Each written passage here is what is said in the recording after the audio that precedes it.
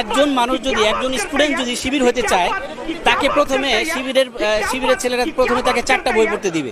4টা বই পড়ার পরে তাকে শিবিরের কর্মী হিসেবে গণ্য করা হবে। সেই কর্মী 3 মাসের মধ্যে 4টা বই পড়ে শেষ করতে হবে এবং 5 ওয়াক্ত নামাজ তাকে পড়তে হবে।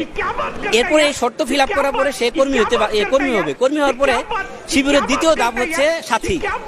এই সাথী হতে হলে তাকে 29টি বই পড়তে হবে, প্লাস কোরআন হাদিসের কিছু কিছু আয়াত আছে, এগুলো তারা ফিক্সড করে দিবে। 29 পারার 30 পারার প্রত্যেকটি সূরা, 29 পারা থেকে কিছু ছোট ছোট সূরাগুলো এরকম ফিক্স করে দেবে। সেইগুলো পড়ার পরে এবং 3 মাসের মধ্যে কোনো নামাজ কাজা না হলে সে শিবিরের সাথী হতে পারবে। এরপর হচ্ছে শিবিরের সর্বশেষ ধাপ হচ্ছে শিবিরের সদস্য। শিবিরের সদস্য হতে হলে তাকে 79টা বই পড়তে হবে। 79টা বই পড়তে হবে এবং তাকে 6 মাসের মধ্যে কোনো নামাজ রোজা কাজা করা যাবে না।